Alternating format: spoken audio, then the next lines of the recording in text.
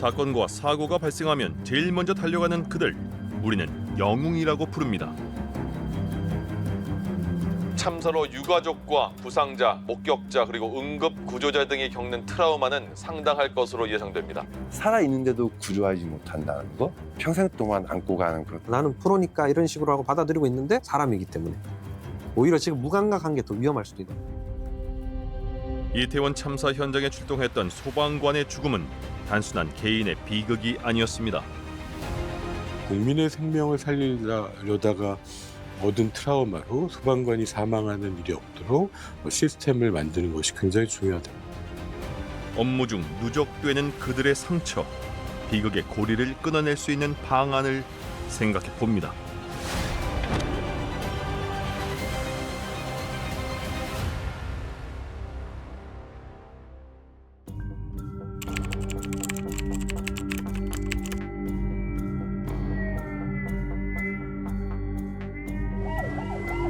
일반인들은 평생 한 번 보기도 힘든 상황을 접하는 제복 근무자들. 이들은 사고 수습 이후에도 크고 작은 트라우마를 겪습니다. 게다가 업무 특성상 사고자들을 반복해서 만나며 트라우마는 더 크게 쌓여갈 수밖에 없는 상황 속에 살아갑니다. 사고가 나고 이제 여성 친구를 붙잡고 거기서 계속 일어나라고 집에 가자고 일어나라고 계속 하고 있는 거예요. 저도 이제 소방관이지만 거기서 그걸 나오시라고 말 못 하겠더라고요. 업무상 트라우마는 일부의 경험이 아니었습니다. 이미 대다수 소방 공무원이 겪는 일상이었습니다. 소방청의 설문조사에 따르면 매년 외상 후 스트레스 장애를 겪는 이들은 수천 명. 설문 특성상 자신을 드러내고 싶지 않은 수를 고려하면 이보다 훨씬 더 많을 것으로 추정됩니다. 이런 점들이 맞물려 지난 10년 동안 130명이 넘는 소방관이 안타까운 선택을 했습니다. 개인이 감당할 수 없는 충격적인 사건을 트라우마라고 하고, 집단이 감당하기 힘든 충격적인 사건을 재난이라고 하거든요. 그래서 재난과 트라우마는 사실상 이제 본질적으로 같은 것이죠. 우리는 영웅이라고 부르지만 이들의 마음은 소리 없이 병들어 가고 있습니다.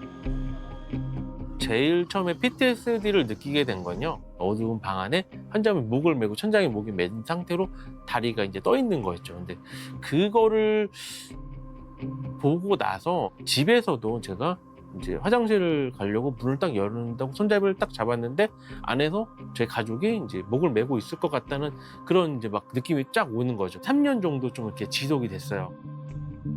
근무한 지 25년 이상 된 베테랑도 아픈 사건 현장의 기억이 오래도록 사라지지 않는다고 털어놓습니다. 빌라였는데 그래서 이제 베란다를 통해서 제가 진입을 했거든요. 그 머리가 이제 기신 분이었는데 온몸이 이제 까맣잖아요. 저를 이렇게 보고 계시더라고요. 저는 이제 그때의 기억이 그 모습이 아직도 지금 생각이 나거든요. 밤에 혼자 가서 샤워를 하잖아요. 그러다 이렇게 창을 보면은 거기 있는 것 같아, 이렇게. 날 보고 있는 것 같아, 이렇게. 이런 반복적인 사고 현장 노출을 업무의 일환으로 여기며 오히려 무감각해지려고 노력합니다. 시간이 지나가 좀 딱딱하게 굳어 있잖아요. 그래서 이분을 이렇게 옆으로 옮겼는데 어떤 돌아가신 사람을 이제 옮겼다는 느낌이 아니라 가구나 뭐 인형, 마네킹을 옮긴 느낌? 이게 아마 제 스스로의 방어 기전이지 않을까. 이렇게 트라우마에 노출돼 흔들리는 소방 공무원들을 지킬 수 있는 방법은 없을까요? 경기도 북부 소방재난본부의 소방동료 상담소. 이곳은 소방 공무원으로 채용된 심리 상담사들이 직접 동료 대원들을 상담하는 기관으로 2020년 전국 최초로 문을 열었습니다.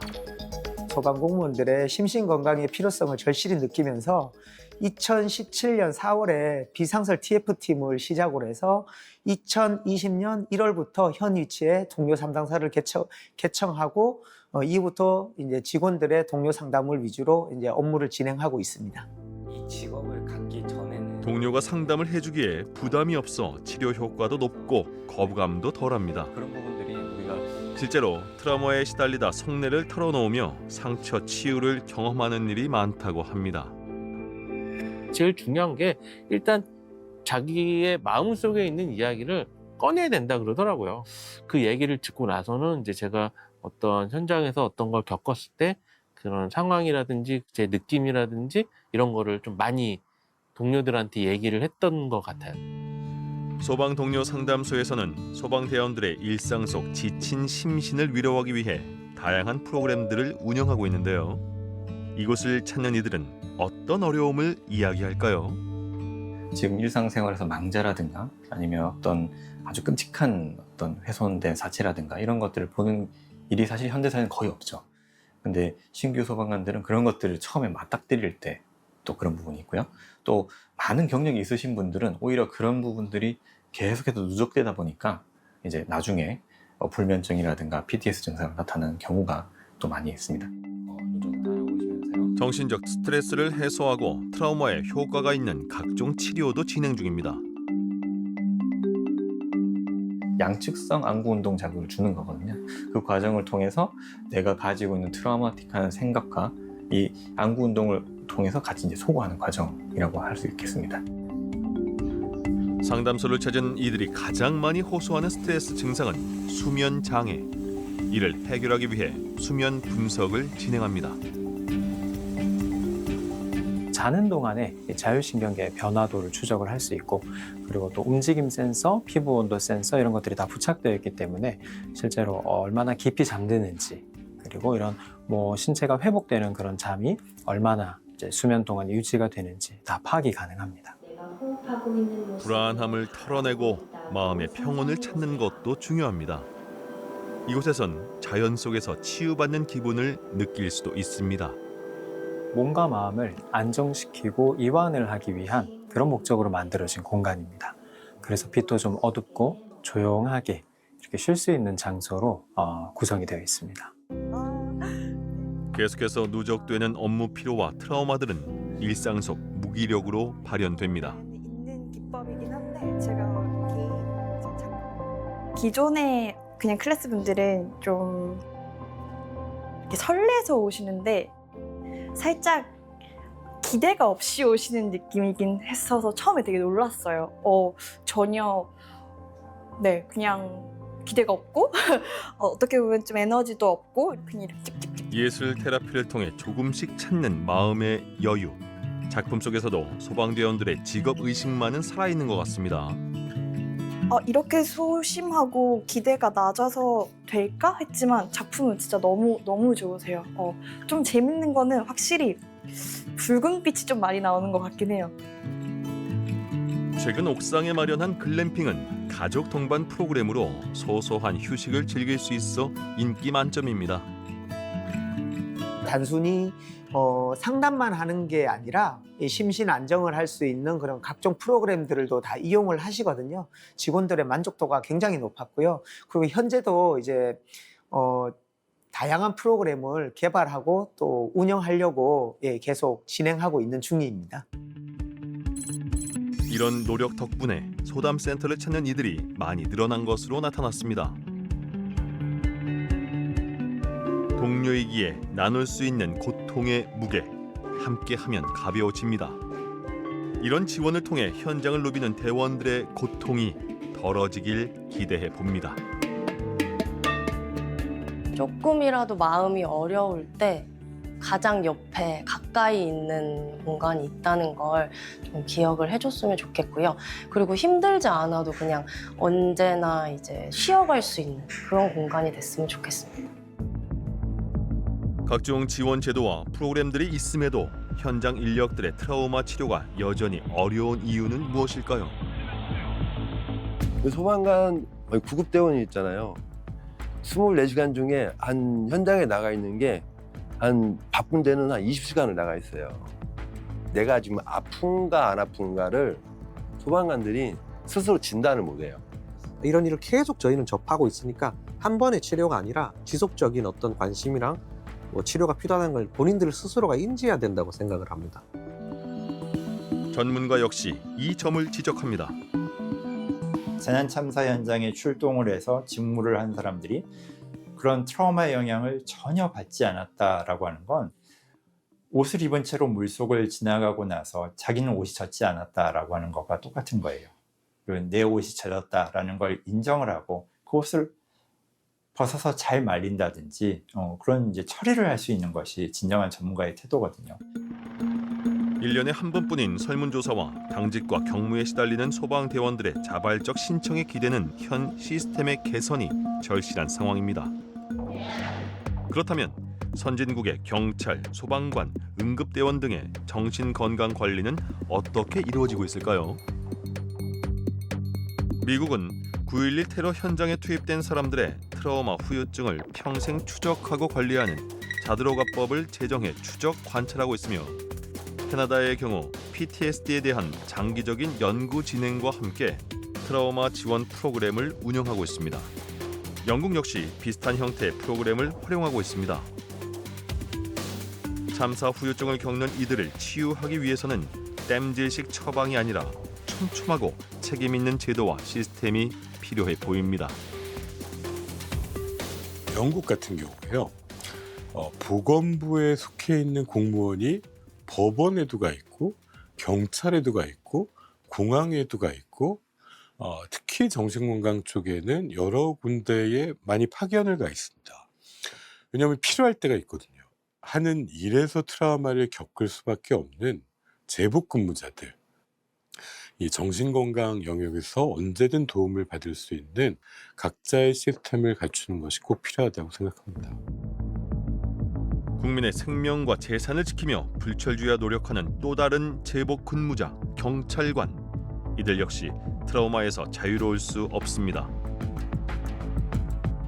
지난 2020년부터 올해 7월까지 130명이 넘는 경찰관들이 스스로 목숨을 끊었습니다.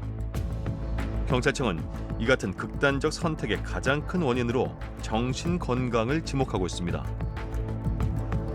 국민을 지키고 법을 수호하는 것이 업무이자 일상인 경찰.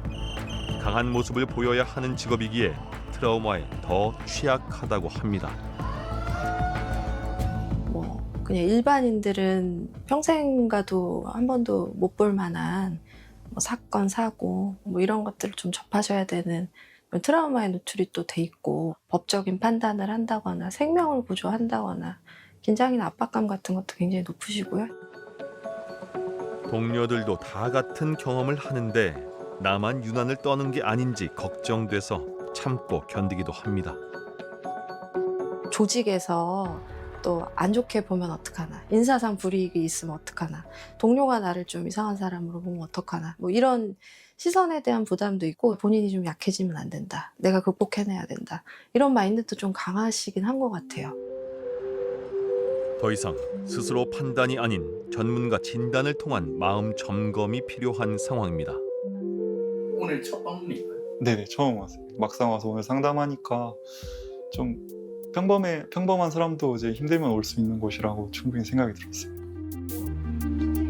특히 이곳에선 신체 스트레스 지수를 측정한 뒤에 상담자의 상황을 고려한 맞춤형 상담을 하는 것이 특징입니다.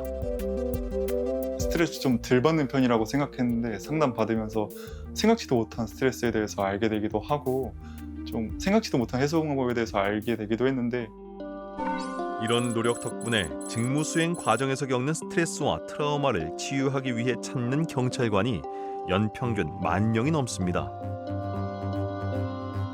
하지만 아쉬운 점도 있습니다. 제도적 장치는 마련됐지만 인력과 예산이 부족한 것은 여전합니다. 소방의 경우 올해 찾아가는 상담실 상담사 수는 128명, 예산은 43억 원 수준. 경찰의 마음동행센터 상담사 수는 38명, 예산은 36억 원이 채 되지 않습니다. 전국으로 마음동행센터 많이 늘어나고 상담자도 30여 명이고 그런데 지금 14만? 사실 경찰 인원에 비하면 많이 부족하죠. 문턱을 낮추고 경찰들이 고민을 손쉽게 털어놓기 위한 현실적인 상담 인력 확충이 필요합니다. 최근 5년간 소방 공무원이 공무상 질병 요양을 청구한 건수는 총 122건, 그중 불승인 건수는 31건입니다. 참혹한 재난 현장에 투입된 이들이 아픔에 시달리고 있지만 일부는 국가로부터 공무상 질병으로 인정받지 못한 겁니다. 꼭 외부적으로 상처가 나고 내 쪽으로 병들어야, 그러니까 뭐 외상이 돼야 병으로 인정하냐. 왜 내 심리는, 왜 내 마음은 왜 병으로 인정을 안 해주냐. 열에 한 두세 번 정도는 다 공황 장애도 있고 어떤 그런 간단한 약 드시는 분들 많고 해가지고 이거는 이제 좀 우리 사회적으로 좀 이렇게 이 공론화를 하거나 아니면 어떤 이제 공감을 얻어서 좀 진행을 해야 되지 않을까. 올 초 국회에서 현장 요원들의 트라우마 회복과 2차 희생자 예방을 위한 토론회가 열렸습니다. 현행 시스템의 한계를 극복하기 위한 방안을 고민하기 위한 자리였습니다.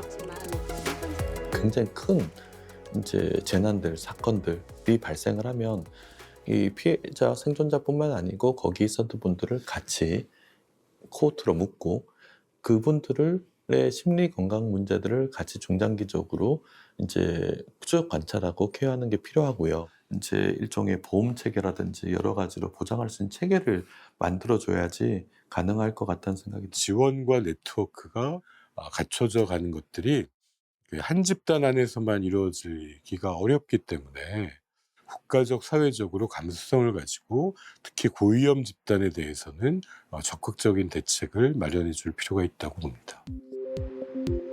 공공정신의료의 컨트롤 타워인 국립정신건강센터. 이곳의 핵심 조직인 국가트라우마센터는 재난별 심리지원 통합 플랫폼을 구축해 재난 트라우마를 겪는 국민들에 대한 총체적인 지원을 하고 있습니다. 우리 사회가 재난 트라우마에 대해 관심을 갖게 된 건 2003년 대구 지하철 참사부터였는데요. 이후 세월호 참사를 기점으로 본격적인 재난 심리 지원에 국가가 발벗고 나선 겁니다. 누구라도 재난을 당하면 충격을 받는다. 의료적인 서비스도 공으로서 제공하는 것처럼 심리 지원도 역시 구호의 하나로 이제 포함이 되는데 충격을 완화하고 일상생활을 복귀하는 것에 대해서 국가가 지원한다는 의미인 거죠. 국가트라우마센터는 서울, 경기는 물론 호남과 영남, 강원, 충청 지역의 4대 권역에서도 운영되고 있는데요.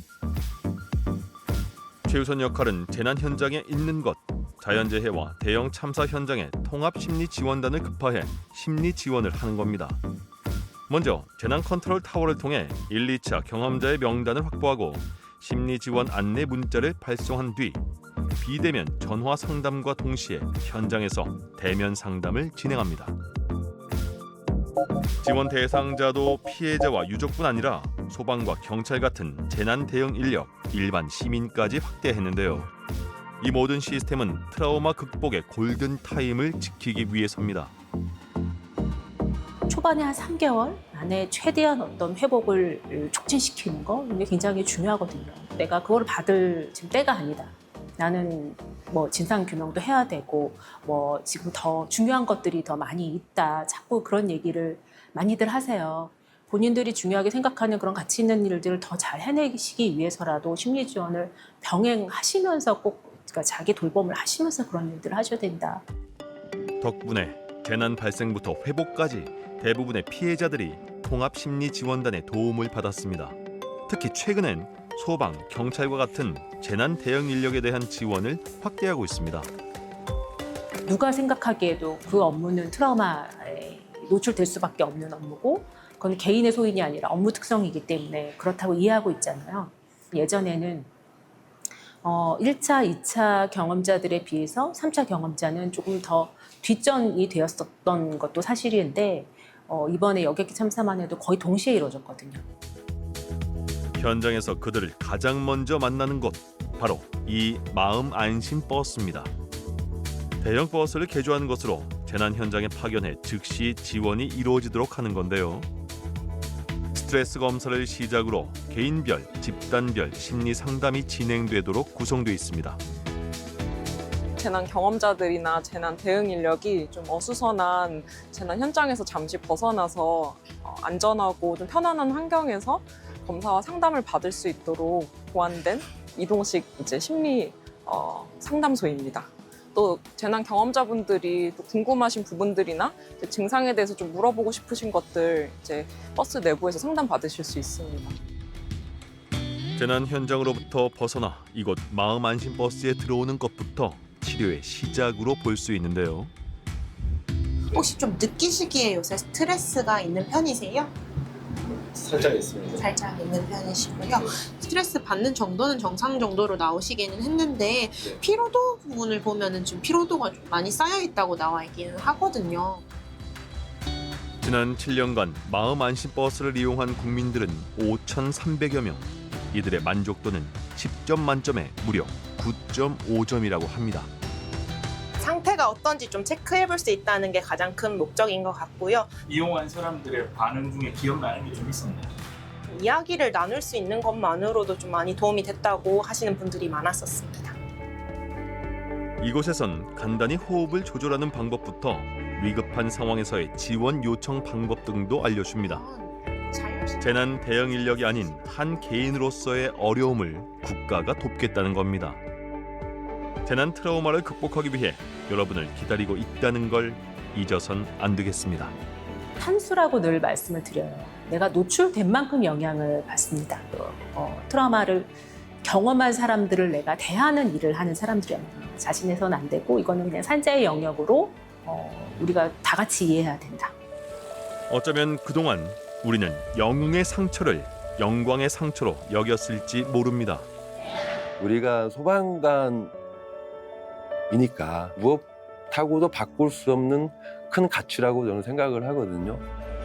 목숨을 걸고 사명감으로 일하는 영웅들, 그들의 마음이 무너지지 않게 지켜줄 수 있는 노력이 필요한 때입니다. 적극적으로 도움을 찾으시고 하시는 게 훨씬 현명하신 거고 그게 훨씬 강인하신 거죠. 트라우마를 억압하고 부정하는 조직이 아니라 트라우마 이해 기반 조직으로 이제 거듭날 필요가 있고요. 예방하고 회복탄력적인 체계를 만들어 놓는 거는 굉장히 중요한 부분이다.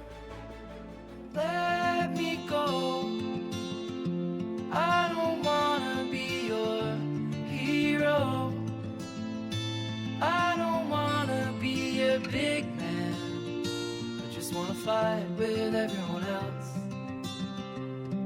Your masquerade. I don't wanna be a part of your parade. Everyone deserves a chance to